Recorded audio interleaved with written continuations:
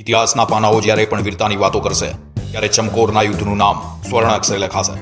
આ માત્ર એક લડાઈ નહોતી, પરંતુ અતૂટ આત્મવિશ્વાસ અને બલિદાનની પરાકાષ્ઠા હતી. એક બાજુ મુગલોનું વિશાળ સૈન્ય કે જેની સંખ્યા હજારોમાં હતી, અને બીજી બાજુ ગુરુ ગોવિંદસિંહજી અને તેમના માત્ર 40 શૂરવીર શીખ સૈનિકો.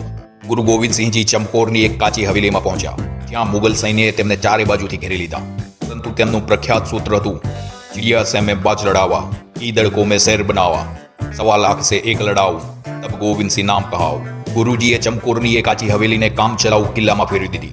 સૈનિકોની અછત હોવાના કારણે ગુરુજીએ એક સાથે બધાને મેદાનમાં ન ઉતાર્યા, પરંતુ 5-5 સૈનિકોની નાની ટુકડીઓને બહાર મોકલતા રહ્યા.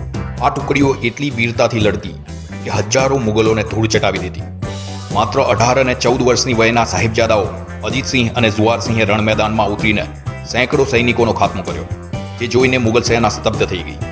પંથના આદેશ પર ગુરુજી સુરક્ષિત રીતે હવેલીમાંથી બહાર નીકળ્યા, અને મુગલો તેમને પકડવામાં નિષ્ફળ રહ્યા.